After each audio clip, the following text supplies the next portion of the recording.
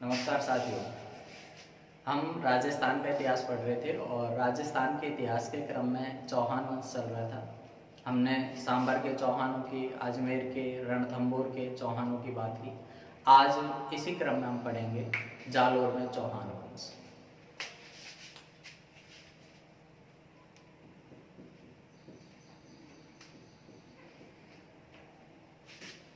जालोर में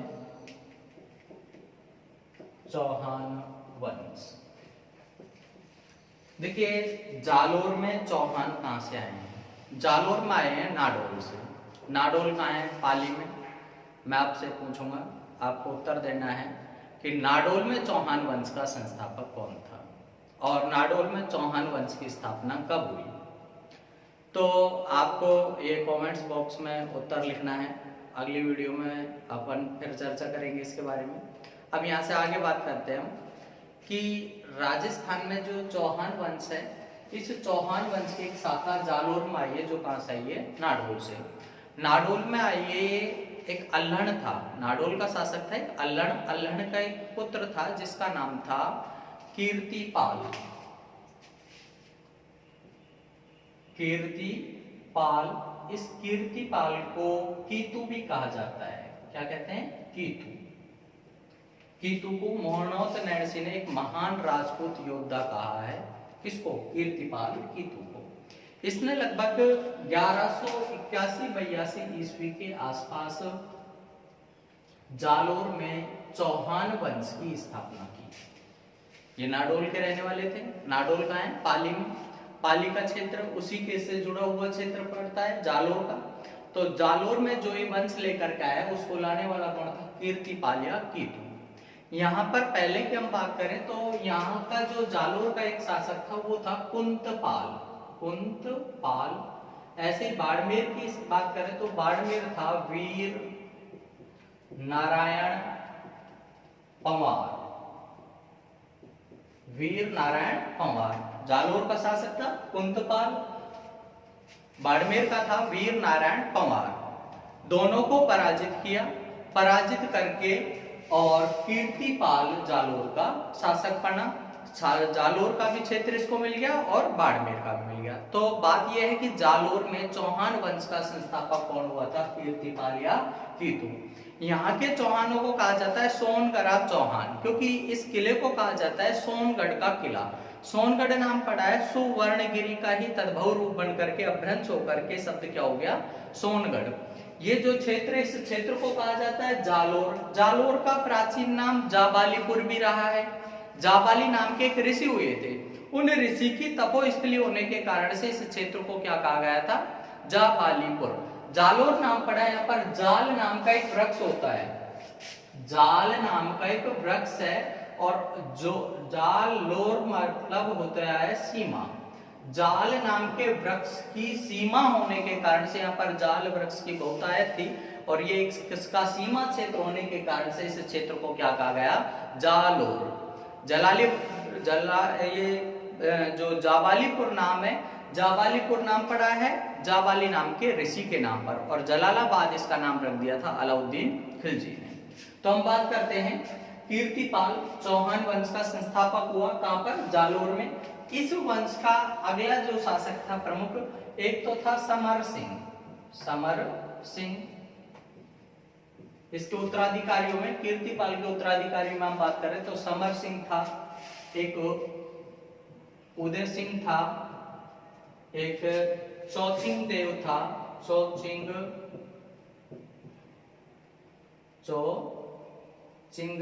देव। एक था सामंत सिंह। और अगला प्रमुख शासक हुआ इनके बाद में कान्हड़ देव। कीर्तिपाल के बाद में इसका उत्तराधिकारी बना कौन? समर सिंह। समर सिंह उत्तराधिकारी बना था। समर सिंह ने, जो कीर्तिपाल ने बाड़मेर जालोर के क्षेत्र पर आधिपत्य बनाया है, उस क्षेत्र को संभालने में, साम्राज्य को संभाले रखने में समर सिंह ने महत्वपूर्ण भूमिका अदा की। इसने और अपने गुजरात से भी मैत्री पूर्वक संबंध बनाए रखने के लिए, गुजरात का शासक था इस समय भीमदेव। चालुक्य वंश का राजा था जिसका क्या नाम था, भीमदेव, भीमदेव सेकंड चालुक्य वंश का राजा था। इसके साथ में अपनी पुत्री का विवाह कर दिया था इसने लीला का, लीला देवी, लीला देवी का विवाह करके संबंधों को बराबर बनाए रखा। किसने, समर सिंह ने। कीर्तिपाल हुआ, कीर्तिपाल का उत्तराधिकारी कौन हुआ है, समर सिंह। और समर सिंह जो शासक बना था इसने गुजरात से भी संबंध बनाए रखे और इन संबंधों को बनाए रखने के लिए गुजरात में इस समय चल रहा था चालुक्य वंश। चालुक्य वंश का शासक कौन था, भीमदेव सेकंड। यह है वही भीमदेव सेकंड है जो हमने चौहानों के संदर्भ में पढ़ा। पृथ्वीराज चौहान तृतीय था। पृथ्वीराज चौहान तृतीय का 1184 ईस्वी में युद्ध हुआ था। गुजरात के शासक कौन था, वो भीमदेव सेकंड को के साथ में हुआ था इच्छनी देवी के विवाद को लेकर के, तो वही भीमदेव है। इस भीमदेव के साथ में समर सिंह ने अपनी पुत्री लीला देवी का विवाह करके भीमदेव के साथ में गुजरात के साथ में अपने संबंधों को बनाए रखा। इसके बाद में अगला शासक आया उदय सिंह। उदय सिंह के बाद में चौचिंग देव, चौचिंग देव के बाद में आया सामंत सिंह। सामंत सिंह 1305 ईस्वी तक शासन में रहा। कब तक रहा है, 1305। 1305 ईस्वी में फिर सत्ता में कौन आ गया है, कानड़ देव। 1311 ईस्वी तक जालोर का शासक कौन रहा है, कानड़ देव। 1305 में जब ये शासक था जालोर का सामंत सिंह, उस समय इसने देख लिया था कि पहले जो स्थितियां थी, बलबन का साम्राज्य चल रहा था दिल्ली में, तो उस समय स्थिति अनुकूल थी। अब धीरे धीरे स्थितियां जब खिलजी वंश आने लग गया तो उसके साथ में स्थितियां बिगड़ने लग गई और स्थितियां इस हद पर बिगड़ गई। सामंत सिंह वृद्धावस्था में आ गया था और वो समझ बैठा कि अब जो पुत्र हैं वो ही राज्य को संभाल सकते हैं। इस कारण से इसने अपने जीवन काल में ही सामंत सिंह ने अपने युवा पुत्र कानड़ देव को अपना उत्तराधिकारी घोषित कर दिया। कानड़ देव ने शासन संभाल लिया 1305 ईस्वी में। अब बात आती है कानड़ देव के बारे में ही अक्सर परीक्षाओं में प्रश्न पूछा जाता है। कानड़ देव के बारे में हम विस्तार से जानेंगे। देखिए, कानड़ देव 1305 ईस्वी में शासक बन गया। इसके ऊपर 1311 ईस्वी में अलाउद्दीन खिलजी ने आक्रमण कर दिया। दिल्ली का शासक कौन था, अलाउद्दीन खिलजी। अलाउद्दीन खिलजी ने 1311 ईस्वी में जालोर के किले पर आक्रमण किया। आक्रमण का कारण क्या था ये जान लें। आक्रमण का पहला कारण क्या था, पहला कारण तो सबसे महत्वपूर्ण ये माना जाता है साम्राज्यवादी नीति। चूंकि अलाउद्दीन खिलजी ने सिकंदर सानी की उपाधि धारण की थी, वो सिकंदर की रूप में अपने आप को देखता था। ये चाहता था मैं विश्व विजेता बनूं, और विश्व विजेता भी नहीं तो कम से कम भारत का विजेता बनूं। और इसी क्रम में उसने क्या किया, अपने बात करें चित्तौड़गढ़ को जीता 1303 में, उससे पहले 1321 में रणथंभौर के किले को जीता। इसी क्रम में जालोर के ऊपर आक्रमण करना स्वाभाविक था, पहली बात। दूसरा, फरिश्ता जो लिखता है, फरिश्ता के अनुसार जो वर्णन मिलता है कि 1305 ईस्वी में जब कानड़ देव शासक बना था, कानड़ देव जब शासक बना तो कानड़ देव ने अलाउद्दीन खिलजी की अधीनता स्वीकार कर ली। कौन कहता है इस बात को, कानड़ देव। कि अलाउद्दीन खिलजी की अधीनता स्वीकार कर ली, किसने, कानड़ देव ने। मतलब ये दिल्ली चला गया, दिल्ली चला गया। एक बार का कहा जाता है कि अलाउद्दीन खिलजी ने एक दिन ये कह दिया था कि ऐसा कोई हिंदू राजा नहीं है जो हमसे मुकाबला कर सके। ये बात कानड़ देव पे चुभ गई। कानड़ देव उसी समय कह दिया वो कि आप ऐसा है, मैं जालोर जा रहा हूँ और युद्ध की तैयारी कर रहा हूँ, मैं आपके साथ में आक्रमण करूंगा। पर ये बात थोड़ी विश्वसनीय कम प्रतीत होती है। जैसे इतिहासकार कहते हैं कि एक तो जब अलाउद्दीन खिलजी के दरबार में कानड़ देव है, वो इतनी हिम्मत कैसे जुटा पाएगा। जो आदमी 1305 में का अलाउद्दीन खिलजी की अधीनता स्वीकार कर रहा है और उसी के भरे दरबार में इस तरह की बात कर जाए, ये थोड़ा सा कम प्रतीत होता है। तो अगला एक और मिलता है उदाहरण, वो मिलती है हमको सूचना मुहैणोत नैणसी के माध्यम से। मुहैणोत नैणसी है, मुहैणोत नैणसी इसकी प्रसिद्ध रचना है नैणसीरी ख्यात और मारवाड़ परगनारी विगत। नैणसीरी ख्यात के अनुसार वृत्तांत मिलता है कि कानड़ देव था, कानड़ देव ने अलाउद्दीन खिलजी की अधीनता स्वीकार कर ली थी और इसने अपने पुत्र वीरम देव, पुत्र का नाम क्या था, वीरम देव। वीरम देव को अलाउद्दीन खिलजी के दरबार में छोड़ रखा था। मतलब वीरम देव का अलाउद्दीन खिलजी के दरबार में आना जाना रहता था। यहाँ अलाउद्दीन खिलजी के पास दिल्ली में अलाउद्दीन खिलजी के हरम में एक राजकुमारी रहती थी जिसका नाम था फिरोजा। वीरम देव के फिरोजा के साथ में प्रेम संबंध थे। कौन कहता है इस बात को? मुअनोत नैणसी। वीरम देव के फिरोजा के साथ प्रेम संबंधों का वहां की दासियों को पता लग गया। पहले फिरोजा को धमकाने का प्रयास किया, समझाने का प्रयास किया।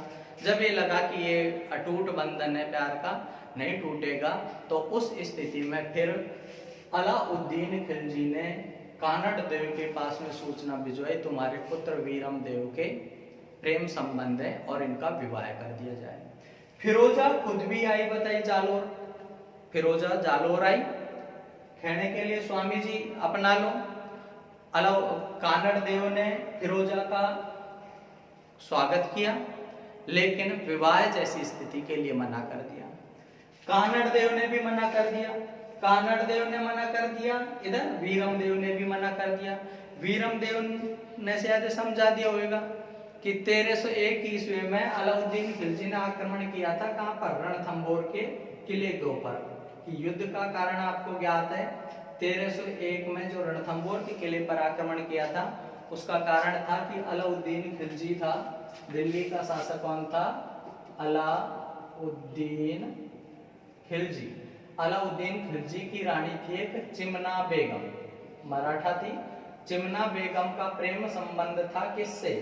मोहम्मद शाह के साथ। जब अलाउद्दीन खिलजी को इस बात का पता लगा कि चिमना का प्रेम संबंध है किसके साथ? मोहम्मद के साथ, तो मोहम्मद यहाँ से भाग छूटा और भाग करके वो आ गया था रणथंभौर। कहां पर आ गया था? रणथंभौर के किले में। ठीक है, अलाउद्दीन खिलजी ने रणथंभौर के किले पर आक्रमण कर दिया था, क्योंकि उसकी बेगम थी चिमना, जिसका संबंध किससे मिला? मोहम्मद शाह से, और मोहम्मद शाह को कहां शरण दे दी गई थी? रणथंभौर में। 1303 में अलाउद्दीन खिलजी ने आक्रमण किया था चित्तौड़गढ़ के किले पे। जो हम वृतांत पढ़ते हैं, मलिक मोहम्मद जायसी के द्वारा लिखा गया ग्रंथ है पद्मावत के अनुसार वर्णन मिलता है कि यहाँ की चित्तौड़गढ़ की रानी थी पद्मिनी। पद्मिनी को पाने के लिए अलाउद्दीन खिलजी ने चित्तौड़गढ़ के किले के ऊपर आक्रमण कर दिया था। कुल मिलाकर के वीरम देव ने कह दिया होगा तुम्हारा कैरेक्टर खराब है, परिवार का ही। पिताजी है, पिताजी का संबंध किससे मिला है? पद्मिनी को पाना चाह रहा है। माताजी है चिमना, उनका संबंध कहाँ है? मोहम्मद शाह से। ये खैर कहने की बात है, ऐसा नहीं है। बात इतनी सी है कि वीरम देव के प्रेम संबंध किससे थे? फिरोजा के साथ में, और वीरम देव ने भी विवाह के लिए मना कर दिया फिरोजा से। इस कारण से फिरोजा ने फिर शपथ ले ली कि मुझे उसका सिर चाहिए। किसका? वीरम देव का। तो इसलिए अलाउद्दीन खिलजी ने जालोर के किले के ऊपर आक्रमण किया। ये वर्णन मिलता है किसमें? मुअनोत नैणसी का ग्रंथ है नैणसीरी ख्यात। चौथा जो कारण मिलता है, चौथा कारण है कानड़ देव प्रबंध, जिसके रचयिता हैं पद्मनाभ। पद्मनाभ के अनुसार वर्णन मिलता है कि कारण ये था कि 1298 ईस्वी की बात है। 1298 ईस्वी में अलाउद्दीन खिलजी की सेना को गुजरात अभियान पर जाना था। कहां जाना था? गुजरात अभियान। और जैसा आप जानते हैं कि गुजरात अभियान के लिए मार्ग जाता था सीधा दिल्ली से जालोर होकर के। जालोर से सुगम मार्ग था गुजरात जाने के लिए, इसलिए अलाउद्दीन खिलजी ने जालोर के शासक कानड़ देव के पास में सूचना भिजवाई कि मेरी सेना है वो गुजरात अभियान के लिए जा रही है और उसको यहाँ से मार्ग प्रदान कर देना है। ये बात कब की है? 1298 की। कानड़ देव ने इस बात के लिए मना कर दिया कि ऐसी सेना जो ब्राह्मणों को वध करती हो, ब्राह्मणों को बंदी बनाती हो, स्त्रियों के साथ अत्याचार करती हो, जो लूटपाट करती हो, ऐसी सेना को मेरे क्षेत्र में आने की कोई जगह नहीं है। अलाउद्दीन खिलजी ने समझा कि इस समय माथा फोड़ना ठीक नहीं है, आप अपने काम से जा रहे हैं, उस काम को कर आए। इसलिए अलाउद्दीन खिलजी के सेना नायक थे, एक का नाम था उलुग खां और दूसरा था नुसरत खां। उलुग खां और नुसरत खां के नेतृत्व में अलाउद्दीन खिलजी की सेना जालोर होकर के न जाकर के मेवाड़ होकर के गुजरात चली गई और वहां से धन को लूटपाट करके भी लाई। लूटपाट करके जो धन लाया गया, जब वापस आ रहे थे कि यहाँ पर सोमनाथ के मंदिर को भी लूटा था, यहाँ पर शिवलिंग था उसको लूटा था, तो जब वहां से लौट कर के आ रहे थे गुजरात से, तो यहाँ पर जालोर के पास में उलुग खां, नुसरत खां जो अलाउद्दीन खिलजी के सेना नायक थे, इसी तरह से अलाउद्दीन खिलजी की सेना में मंगोल थे, नव मुसलमान थे जो अलाउद्दीन खिलजी की सेना में थे और वो भी इस अभियान में शामिल थे। उन्होंने लूट का धन देने से मना कर दिया। इस बात को लेकर के यहाँ पर ये विद्रोह हो गया। विद्रोह हो गया, जो नव मुसलमान थे वो उलुग खां और नुसरत खां से विद्रोह करने लगे। ऐसी परिस्थितियों का लाभ उठा करके जालोर के शासक कानड़ देव ने भी क्या किया, जब शाही सेना जो लूटपाट का माल लाई थी उसमें से इन्हें भी लूट लिया। और कहा जाता है कि जो शिवलिंग था सोमनाथ के मंदिर का, उससे 5 जगह देवताओं के, भगवान शिव के मंदिरों का निर्माण, वो जो इसके टुकड़े बच गए थे, तो 5 टुकड़ों से अपने यहाँ जालोर के क्षेत्र में भी शिवलिंग बनवाए। इस समय उलुग खां, नुसरत खां के नेतृत्व में जो शाही सेना थी वो परेशान थी मंगोलों से, इस कारण से वो इस समय तो अपने वापस लौट गए कहां पर, अलाउद्दीन खिलजी के पास। इसके बाद में अलाउद्दीन खिलजी ने जब 1301 ईस्वी में रणथंबोर के किले को जीत लिया, 1303 में चित्तौड़गढ़ के किले को जीत लिया, अलाउद्दीन खिलजी का साहस बढ़ गया कि अपन और अधिक काम कर सकते हैं और अपना एक पुराना दुश्मन है इसको भी निबेड़ना है। तो इसी क्रम में 1308 ईस्वी में फिर जालोर की तरफ अपने प्रस्थान कर गए। अब बात करते हैं जालोर की हम। तो जालोर पर आक्रमण करने से पूर्व सिवाना दुर्ग को जीतना जरूरी है। कौन सा दुर्ग? सिवाना। सिवाना कहाँ है? सिवाना दुर्ग है बाड़मेर, हल्देश्वर की पहाड़ी के ऊपर बना हुआ है ये दुर्ग। ये दुर्ग भी इन्हीं चौहानों के आधिपत्य में रहा है। और इस क्रम में इस समय जो सिवाना दुर्ग का किलादार था, वो किलेदार था शीतल देव। शीतल देव। तो अलाउद्दीन खिलजी की सेना ने पहले सिवाना दुर्ग के ऊपर आक्रमण किया। ये बात है जुलाई 1308 ईस्वी की, 2 जुलाई 1308 में आक्रमण किया। कौन से दुर्ग पर? सिवाना दुर्ग पर, क्योंकि सिवाना दुर्ग को कहा जाता है जालोर के किले की कुंजी। जालोर के किले की कुंजी। जालोर का यदि किला जीतना है तो पहले कौन से किले को जीतना जरूरी था? सिवाना को। सिवाना का किलेदार था इस समय शीतल देव। शीतल देव बिना युद्ध किए किले को जीतने नहीं देना चाहता था। शीतल देव ने अपने लोहा लिया, जो अलाउद्दीन खिलजी की सेना थी वो किले के बाहर खड़ी रही। शीतल देव ने किले के द्वार नहीं खोले, बराबर से अपने वो नीचे से प्रहार करने का प्रयास करते, शीतल देव ने ऊपर से प्रयास किए, अपने कपड़ों में तेल डाल करके उनमें अग्नि जला जला करके फेंकते रहे, प्रयास किए, पर अंततः एक समय ऐसा आया कि शीतल देव जो सिवाना दुर्ग में था, इसमें एक तालाब था। इस तालाब का ही जल पी करके ये सिवाना दुर्ग वाले अपना जीवन व्यतीत कर रहे थे। और एक था भावला, कोई भावला था, उस भावला ने विश्वासघात कर दिया। उसने अलाउद्दीन खिलजी की सेना को बता दिया कि यहाँ पर पानी पीने का एक ही स्रोत है, तो उस कुंड में, उस तालाब में गो रक्त मिलवा दिया गया। किले के अंदर जो तालाब था उसमें क्या मिलवा दिया?